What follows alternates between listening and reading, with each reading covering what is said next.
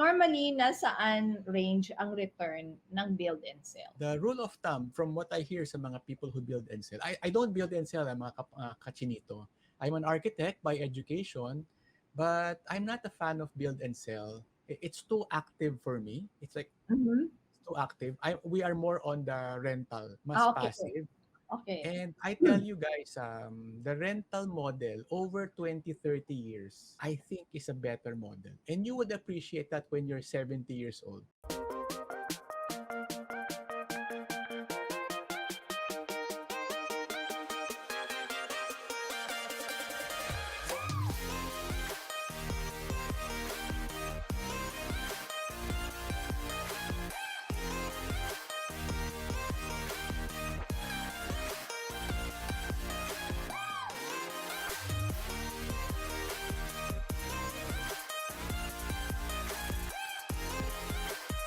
Question to Carl D. Ito na kaagad, ano? What are your Ano? top 3 things to consider before buying real estate property? Wow, Kevin, I think yung question mo na yan, na-verbalize mo yung 80% of our viewers. Top 3 things.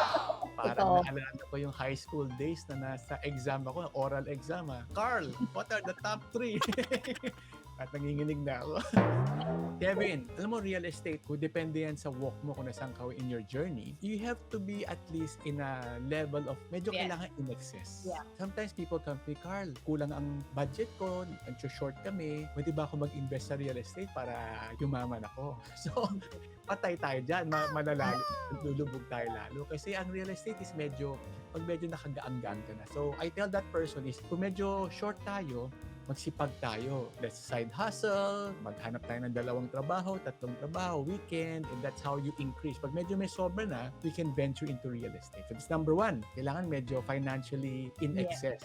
Kung making both ends mo na, it's okay. Wag na muna mag-real estate. Wag muna kundi mahirap. Number 2, real estate is long-term. I've had so many people come to me, Carl, in 2 years ba, magkano nakikitain natin dyan? So it will fail. If your horizon for property ay medyo short-term lang, magpa-fail siya. But if your horizon is long-term, dun tayo makakuha ng success, di ba? Kasi ito yung nangyayari, and it's very similar to the people who are asking about stock investing. Essentially, stock investing is a long-term type of investing. Yes. However, the wonderful, the very fabulous and exciting, titillating stories that they hear, yung mga, kumita ako kagad pare, ilang araw lang, in out ako. Yung mga trading na gano'n, nagle-leverage pa, kung minsan, ibig sabihin, nangungutang pa. So yun yung mga nakaka-excite in the same way sa property, kasi pwede talagang mangyari. Pare, binili ko lang itong property na to, 25 million. The following year, 50 million ko na benta. Pwede po talagang mangyari yun. Pero ano naman yung chances of those things happening, because you will never hear someone bragging about, pare, nalugi ako, naubos ko yung pangko ng anak ko. Yun lang ang gusto kong isingit. Totoong meron pa rin nangyayari na mga mabilis, magaling mag-flip. May mga timing at other factors involved in yan. But essentially, real estate, just like stock investing, is a long-term type of investing.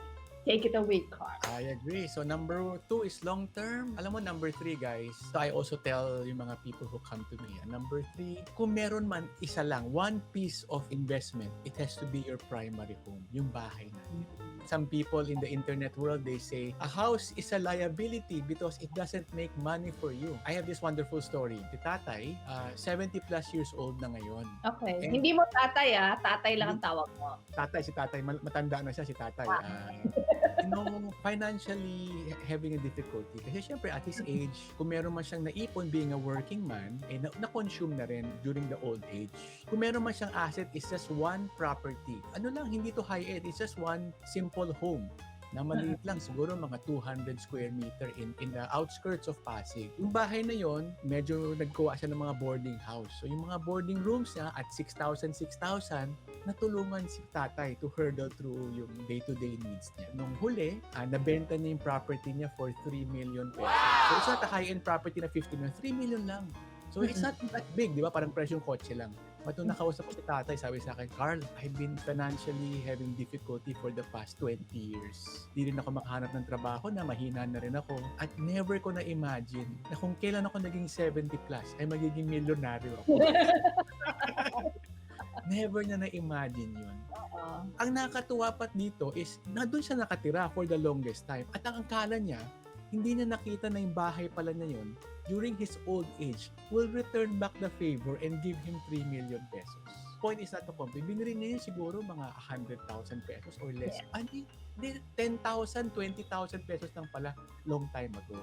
So yun naman number 3. Primary home is your best real estate investment. Alam mo, siguro yung mga mas bata ngayon, medyo nag-iiba na rin yung perception nila. Pero like for me, for instance, Marvin and me, parang it's such a big deal that you're home kasi that's your sanctuary eh. And you feel a little bit, syempre, secure enough na hindi kagaya nung pagka hindi mo pag-aari yung bahay mo. The decision on what to do with the property is not yours. I know what you're saying, that there's also this big debate about to own or not to own, ganyan.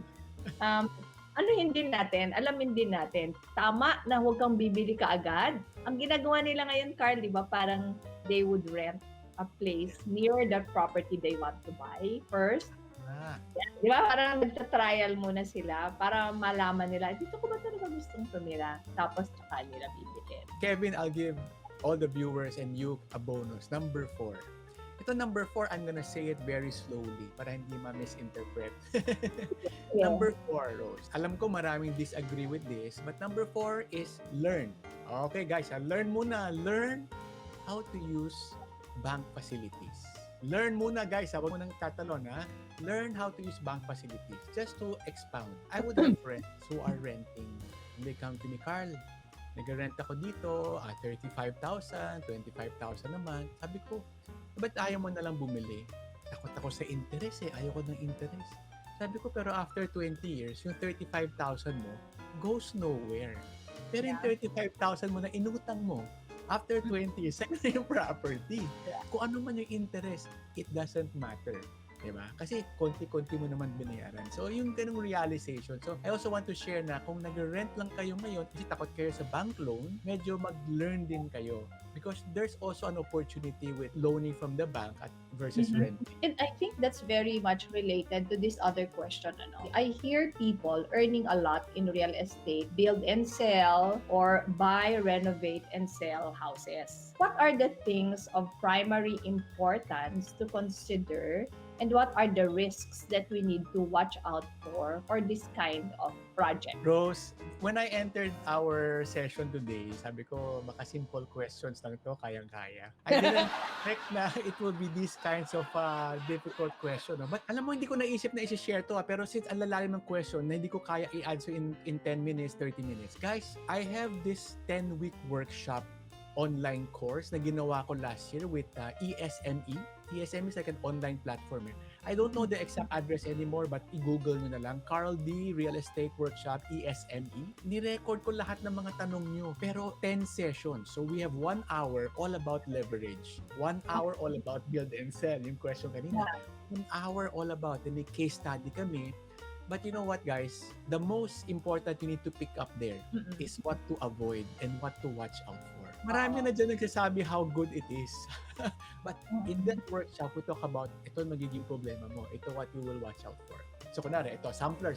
Definitely, build and sell is a good model to increase your base. Kasi kunwari, 1 million, magiging 1.5 million. So you make, tumataas yan. And you do it 10 times over 10 years.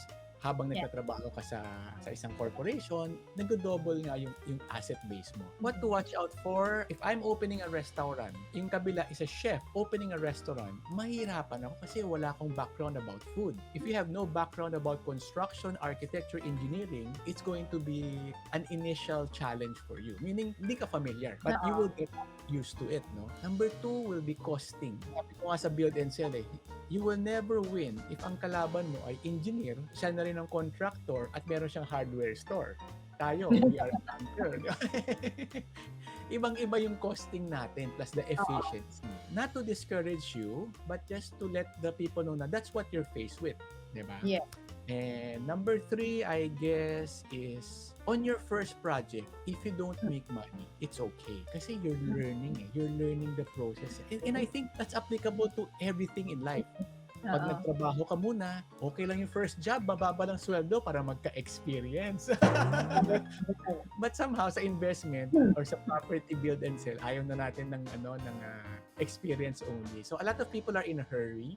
But if you want to do those build and sell and you're not a knowledgeable person, talagang tuition fee ang una mong project. Normally, nasaan range ang return ng build and sell? The rule of thumb, from what I hear sa mga people who build and sell, I don't build and sell, mga kachinito. I'm an architect by education, but I'm not a fan of build and sell. It's too active for me. It's like too active. We are more on the rental, mas Okay. passive. Okay. And I tell you guys, the rental model over 20-30 years, I think is a better model. And you would appreciate that when you're 70 years old.